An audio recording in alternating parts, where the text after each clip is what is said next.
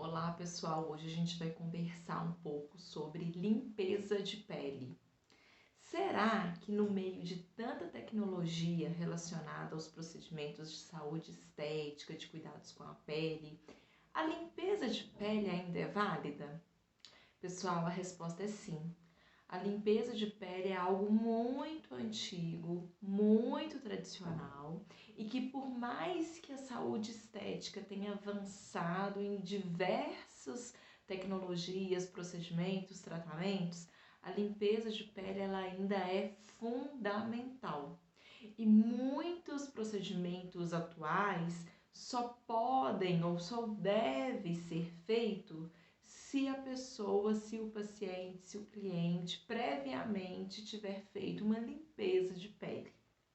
Por exemplo, um peeling, né, que é muito queridinho essa época de inverno, o pessoal fala, é época de fazer peeling.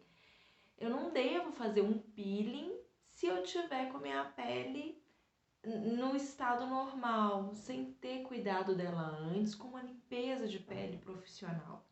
Por que isso? Por que a limpeza de pele é tão interessante?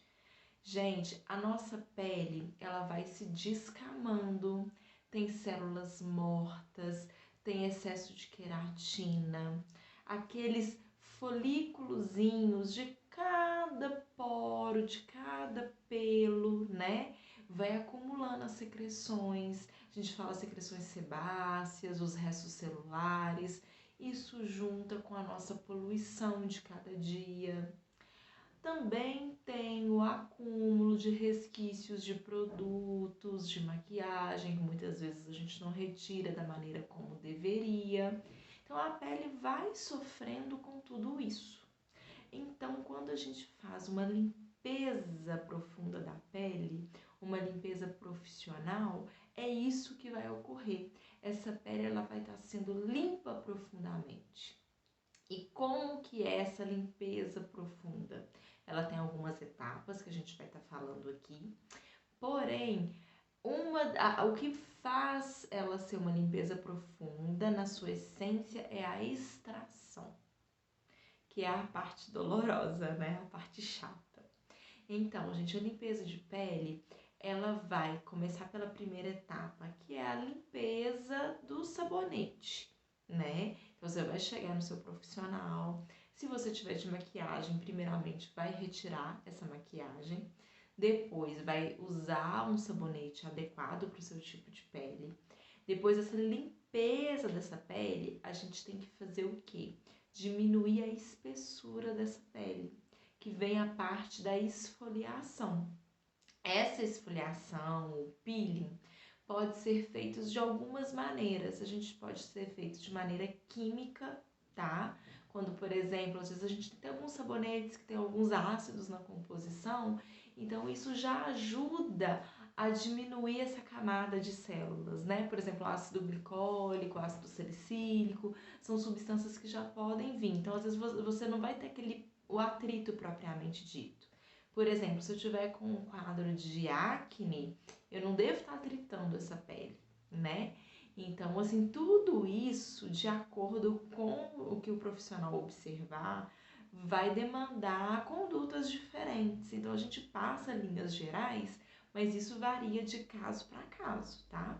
Então, a gente tem que diminuir a espessura dessa pele, ou seja, através de um peeling, né? De uma esfoliação química ou física, que é a própria, com os grãozinhos, aí entra as argilas, mecânica através do peeling de diamante, por exemplo, tá?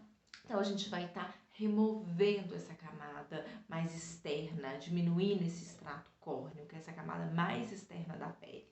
E o porquê que isso é importante? Para a gente conseguir ir desobstruindo esses poros. Depois que a gente fizer essa camada, essa esfoliação dessa camada, né? A gente vem com a parte da emoliência. O que seria isso? É usar produtos, técnicas, né? Para amolecer o que está dentro desses poros, desses folículos. Então é onde a gente pode ter máscara quente, tá? ou só a máscara do produto, ou vir com uma máscara quente em cima do produto, ou vapor de ozônio. Tudo isso são alternativas para a gente conseguir amolecer esse conteúdo, né? Muitas vezes a gente fica muito incomodada com os cravinhos, né, que a gente chama dos comedões. Os cravinhos é quando a pontinha daquele conteúdo que está dentro do folículo oxidou. Por isso tá pretinho. Você pode observar, quando você tira um cravinho, só a pontinha dele tá preta, o resto tá esbranquiçado. Então, aquilo é o que a gente consegue perceber. Muitas vezes ao longo do rosto, em outras partes que você nem percebe que tem, quando você faz uma limpeza de pele profunda, uma limpeza de pele profissional, você não tem noção da quantidade de secreção, de produto, de restos, né, de sebo que sai. Então, às vezes, uma área que você acha que não tem nada, quando você faz essa parte da emoliência, né, que amolece esses conteúdos e vem seguindo a extração, sai muita coisa, né? Então, se você deixar aquilo caducar, dali a um tempo é o lugar que vai surgir os cravinhos, tá? Então, gente, não adianta, por exemplo, eu querer fazer um peeling em cima de uma pele que tá com resto de célula morta, com secreção, com sebo. Eu não vou ter a penetração que eu preciso, eu não vou ter o resultado que eu preciso. Então, é uma técnica ainda tradicional, né? Uma técnica antiga, mas que é fundamental. Ela é precursora para outros procedimentos, tá certo? Depois dessa parte da emoliência vem a extração. Nessa parte da extração, gente, é doloroso, tá? Então, assim, tem umas canetas aí, extratoras, tem as cubetinhas, ou não, os próprios extratores que ajudam muito. Agora, tem umas invenções que elas sozinhas não dão conta. Por exemplo, o vácuo, tá? Então, assim, ele é um auxiliar, mas ele não substitui a extração manual. Então, acaba sendo desconfortável, ainda mais se a gente deixa acumular muitos cravos, se a gente passa muito tempo sem fazer a limpeza de pele. Então, isso acaba sendo mais desconfortável, tá? Eu não vou falar aqui que é um procedimento indolor, porque dói, principalmente perto do nariz, dói bastante. É uma área que a gente normalmente tem muitos cravos, né? O que acontece? Depois dessa parte da extração, como a gente tirou aquele conteúdo que estava lá dentro, a gente tem que vir com uma parte bactericida, né, antisséptica, para poder cuidar de não ter uma proliferação, né, de micro-organismos ali. Então, a gente entra ou com as loções antissépticas, ou com a alta frequência, o próprio ozônio, tá? Que vão estar ajudando nisso, minimizando essa carga bacteriana ali naquele lugar. O próximo passo, né, depois dessa etapa, seria passar a nossa máscara. Essa máscara depende do objetivo que eu quero. Se eu extrair muita coisa e a pele está sensível, então eu preciso usar uma máscara para ajudar a acalmar essa pele que passou por tudo isso. Se não, a pele respondeu bem, mas ali já está uma pele mais envelhecida, eu posso passar uma máscara de nutrição. Se a pele respondeu bem, eu não preciso de usar máscara calmante, essa pele tá com manchas, eu posso usar uma máscara para ajudar nessa parte do clareamento dessa pele, né? Então, tudo isso, o seu profissional vai avaliar qual é a melhor conduta para aquele momento, né? Para o que você está fazendo. Então, por exemplo, se você é uma pessoa que cuida regularmente, então, cada vez, de acordo com a situação da sua pele, você pode estar sendo beneficiado com princípios ativos diferentes, com propostas diferentes, para estar potencializando e ajudando essa pele, né? Nessa parte que a gente usa a máscara, é muito interessante o que esses folículos acabaram de ser desobstruídos e essa pele acabou de ser afinada. Então, gente, é um momento ideal para a gente entregar para a pele tudo que a pele está precisando, porque essa permeação ela está facilitada. Quando a gente tem uma pele íntegra, o local que mais consegue entregar os ativos, permear mais facilmente os ativos, são através dos folículos. Então, se os folículos estão desobstruídos, é o momento chave para a gente poder colocar essa máscara, deixar ela fazer o efeito, né? Depende muito de produto para produto, para o fabricante. Em geral, essa máscara vai ficar ali de 10 a 20 minutos, fazendo o efeito dela, né? E ali a pele está pronta para receber tudo aquilo. É muito diferente se eu passasse essa máscara numa pele íntegra, sem ter sido feito esse procedimento de extração, de limpeza profunda, tá? Essa absorção fica totalmente diferente. Depois dessa fase da máscara, aí que entra a parte da tonificação. Usar o tônico facial. Por quê? A gente fez vários procedimentos para tentar dilatar esses poros, para tirar o que estava retido ali dentro. Então agora é a hora correta de eu tonificar, de eu fechar esse poro, tá ok? Até mesmo para diminuir essa entrada de poluição, de células mortas, de outras coisas, né, que a gente não quer. Então eu tonifico, eu passo o tônico, isso vai estar fazendo esse fechamento desses poros, o que é ótimo. Geralmente a gente que tem pele oleosa tem os poros mais dilatados, né? Então essa parte da tonificação é muito bem-vinda e necessária. E finalmente a gente tem a parte do filtro solar. Então, gente, o filtro solar ele é fundamental sempre, né? A gente está sempre exposto à luz e nessa circunstância que a pele acabou de passar por um procedimento, que cutucou, que apertou, então assim, a pele tá mais sensível. Então é necessário sim passar o filtro solar para a gente poder proteger essa pele, tá ok? Então, essas são todas as etapas da limpeza de pele. De acordo com o protocolo, com sua pele, com o tempo disponível, tá? Eu, particularmente, é muito complicado você fazer uma limpeza de pele com menos de 2 horas, tá? Se você for esperar os ativos, o tempo certo para estar agindo. Então, assim, fazer em 1 hora eu acho muito, muito difícil. Tá? Então é um procedimento longo, um procedimento, né, que tem ali o seu tempo de ação de cada etapa e ele é muito bem-vindo. Agora, com que frequência que a gente deve fazer a limpeza de pele? Se eu tenho uma pele com acne, eu devo fazer, gente, muitas vezes até menos que 1 vez por mês. Às vezes a cada 21 dias, tá?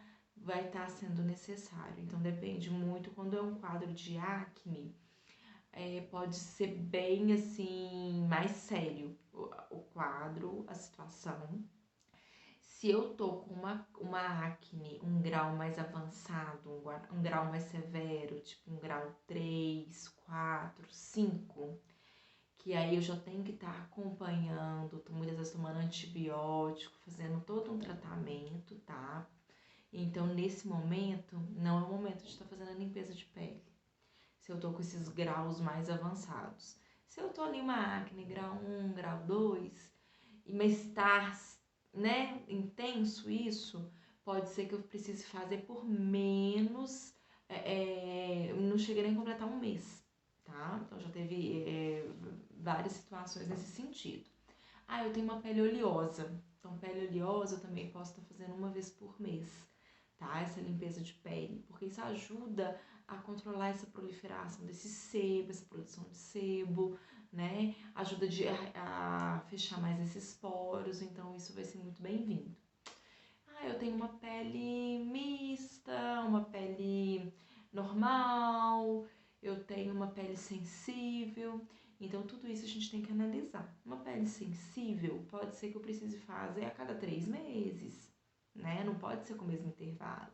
Uma pele mista, mais para oleosa, conforme for também 1 mês, 2 meses, tá? Então tudo isso vai depender da resposta da sua pele.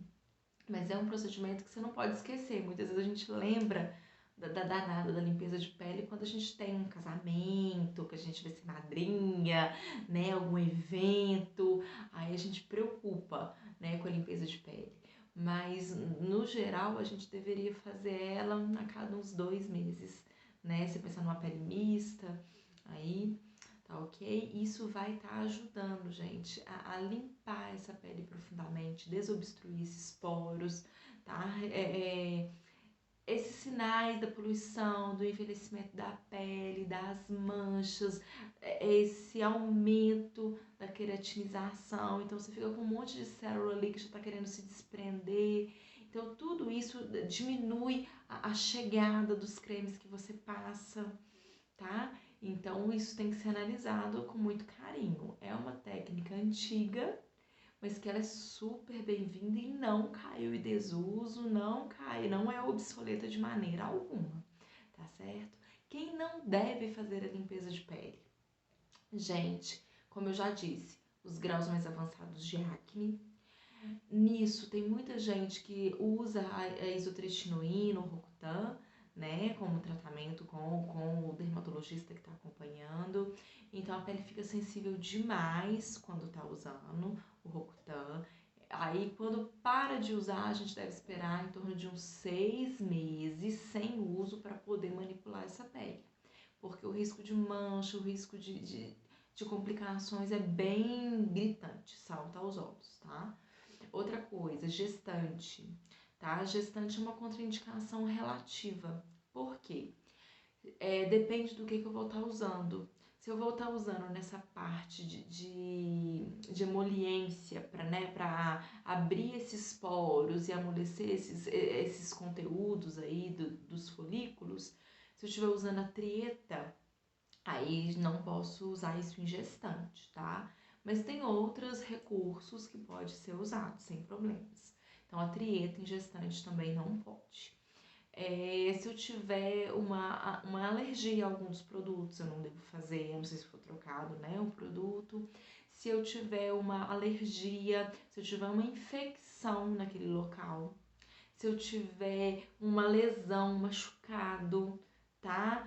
Então, assim, ainda mais se eu não soubesse, um troço que surgiu ali e eu não sei do que se trata, eu não devo estar colocando esse monte de produto, esse monte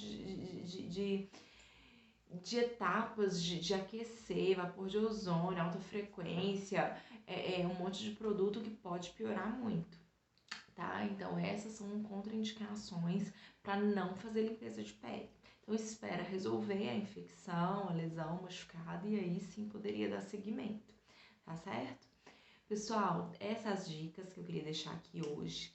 Então, limpeza de pele muito bem-vinda. São poucas as pessoas que não devem fazer, tá? E ele é um potente auxiliar para poder potencializar os outros procedimentos de saúde estética.